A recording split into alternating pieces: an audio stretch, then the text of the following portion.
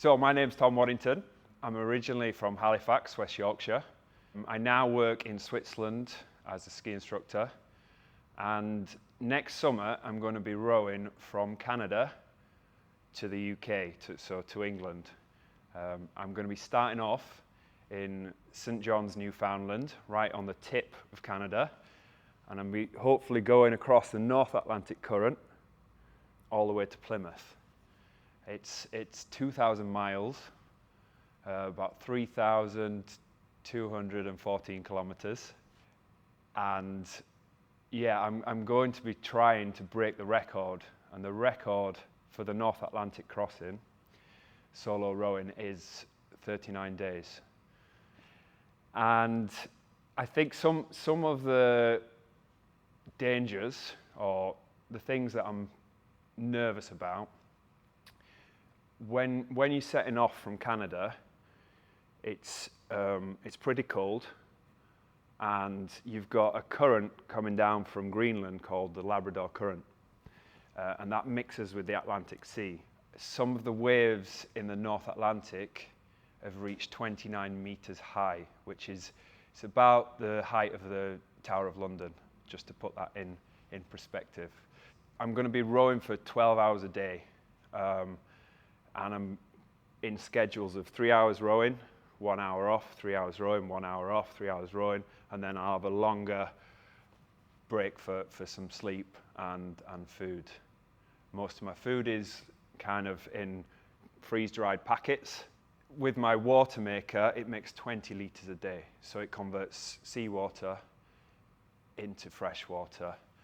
And so hydration is really important, but actually that's also one of the things that can go wrong, is if your water maker breaks, you've got to know how to fix it, because if you run out of water, you really need to call for a rescue. And when you are further than 200 nautical miles off landmass, it means a helicopter can't rescue you. So actually, the only form of rescue would be probably a big shipping tanker, because I go across some shipping lanes, and so I'd have to set off an emergency beacon.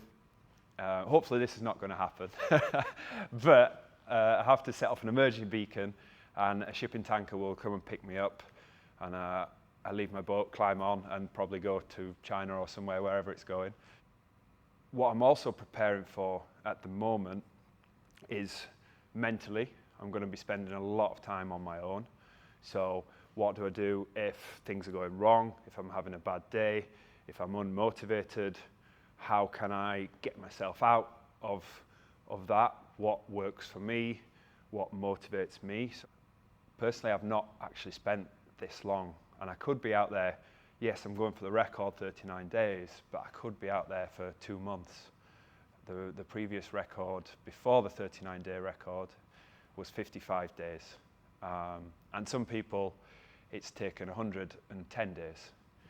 So it's hard to say how long it's going to take. One, because only 8 people have ever done it solo. So only 8 people of the route that I'm doing have ever rowed across the Atlantic from Canada to the UK, and that's over the past 100 years.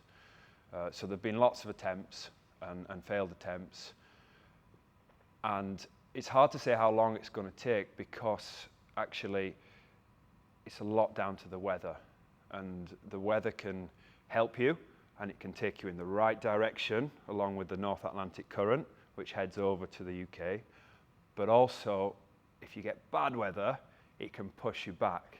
So I might do maybe a day, 2 days rowing, maybe do 60 nautical miles. If a storm comes in, I might go 3 days back. And if that happens a lot, I can be going back, and then forward. So I've got to prepare for that mentally. I don't know how long it will take, but I'm hoping I get good weather, and I can train fitness as much as possible, and that means I can row for longer, my endurance is better, and give myself every possible chance to break the record. Why have I chosen to row the North Atlantic is a question I get asked a lot.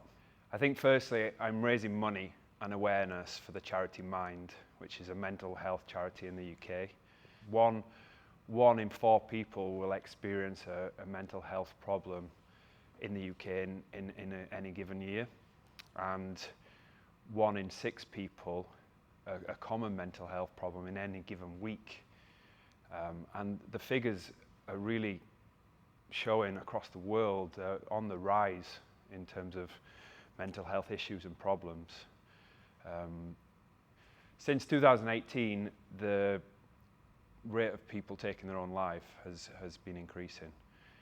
And the charity is really important to me because I've been through my own struggles. In 2020, my girlfriend tragically passed away, and she was an amazing person, and I went through struggles of my own, struggles with grief. We went back into another COVID lockdown where I was on my own a lot, and one of the best things I ever did was actually speaking to someone. And you know, it was so important to me. I felt I couldn't speak to anyone for a long time. Even though I had so many friends around me supporting me, I felt I couldn't speak to anyone. But speaking to someone neutral who I could just talk to about anything really helped me, and that helped me progress, make a plan, along with getting involved in sport and exercise more and taking on such a big challenge. I needed a big challenge, and it's testament now to see me. I'm speaking to you now in front of the camera, talking about this, where at one point I never thought I would be able to do this. So it's something that's really personal to me, and if I can just help one person raise awareness about mental health issues, raise money for the charity so the charity can help people, then that's why I'm doing this. And I chose such a big thing because I wanted to do something that people will take notice of. And I'm not sure why I chose rowing across the Atlantic, because my background is in mountains, and everyone said, why don't you climb a mountain? But I'm kind of scared of deep water as well, so that's not great. But I like doing something that you are scared of and putting yourself out there. And that was one of the reasons. I knew nothing about the ocean, nothing about seamanship and navigation. So I thought that if I'm going to pick something, I'm going to fully immerse myself, which was part of my process as well, to jump into something, to learn something new, which has really helped over my past training as a focus. So mentally, because I'm on my own, I've got to work even harder on how I am on my own, and hopefully I can inspire other people with my story of what's happened. And if I'm on my own for that long, I've got to really kind of work on, well, how am I going to get through this? If there's a problem, what am I going to do? How am I going to react? What do I do if I get bored? And I've been working with a coach, working on things like meditation, what works for me in terms of, okay, I need to break stuff into bite-sized chunks. Don't see it all as one big problem, or I'm never going to be able to do this. What can you do? Little steps that you can do to eventually break down the bigger problem. So my boat is called Be Hattie, and she is 8 meters long.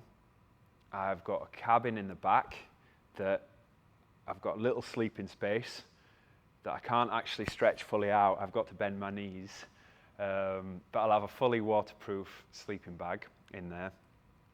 And there's a kind of a secondary cabin that I'll have my GPS, navigation, shortwave radio, USB plugs, and all of that electrics is connected to 2 big batteries that are then connected to solar power on the boat, and that's how I basically power myself across. And it's one of the main things that can go wrong. If you get water in your electrics or in the batteries, it can cause fire, which you definitely don't want. And but you also, if you lose power, you kind of sitting duck in the water. You can't navigate.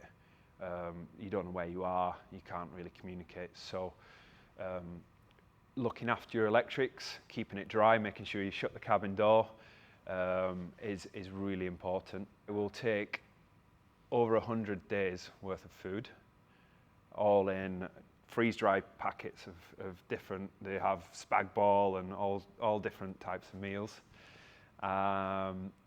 And then I'll also have day packs. So in a bag, I'll make up 100 day packs, which will be really easy access food stuff. I don't have to boil or like mix. I can, it'll just be chocolate bars, peanuts, stuff that I can grab and eat while I'm rowing all day long. So I'll have lots of food with me. On average, because I'm rowing for 12 hours a day, I'll be burning 5,000 to 8,000 calories. So it's quite a lot to eat. Luckily, I'm good at eating, so so that's all right. But yeah, you've got to make sure that you're not getting seasick, that you can take on fluids and take on enough food, because if you don't, you can get dehydrated very quickly. You can lose energy very quickly. So it's really important that nutrition is actually key. And trying to get good sleep as well, as much as possible in my training. I'm looking at how I can improve my sleep and my nutrition, and better ways to do that. So in terms of training, what I've been doing, I've talked briefly about I've put in a lot of time on the sea in my boat. I've done multiple day rows. I've practiced anchor. I have, I've learned how to cook when it's choppy and wavy. And just being out for rowing for 10 hours a day, out on the sea. And that's been part of my training. Another part of my training has been the physical side. So I've actually been working a lot on my endurance and my strength, because when you do an event like this, it's so important to look after your body. You don't want any injuries. You want to look after your joints, make sure they're strong, healthy, mobile. So in my physical training, I've been doing a lot of mobility work, and I've also been doing a lot of endurance work. So I'm at the moment I'm training 6 times a week. If I'm not out on the sea, I'm training in the gym 6 times a week.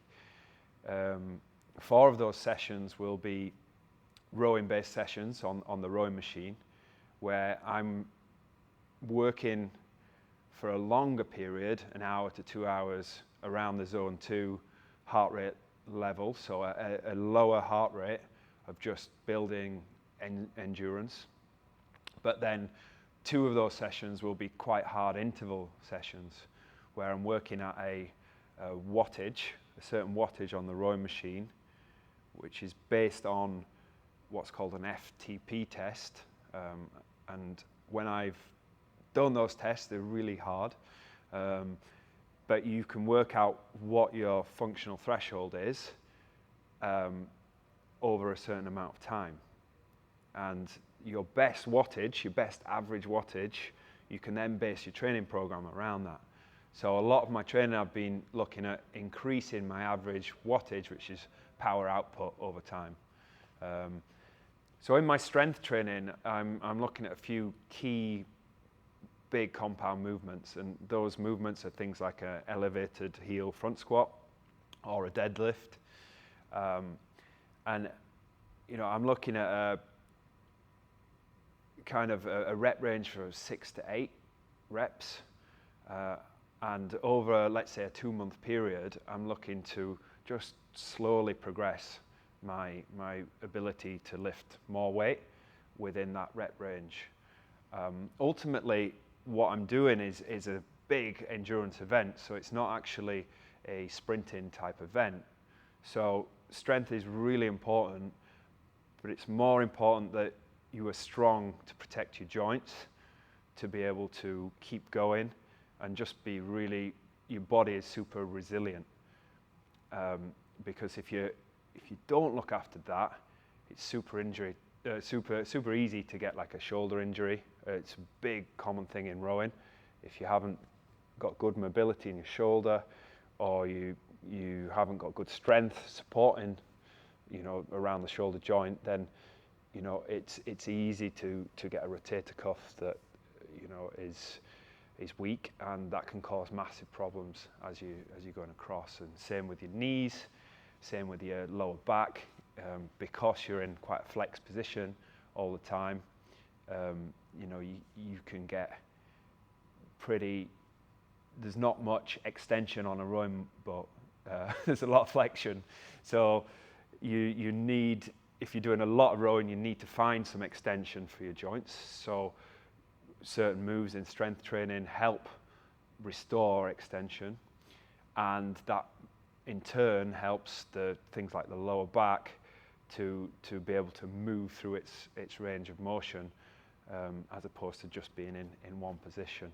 So strength training is really important, basically to build an unbreakable body for a long endurance event. So if you would like to follow me or donate to the charity mind.org.uk, well, my website is www.mindormatter.com, and the OR is spelled O-A-R, like the rowing oar. If you go onto my website, you have all the socials. If you click Get Involved, it has the link to the Mind charity, and I would be really grateful for any support or any donations, and thank you very much.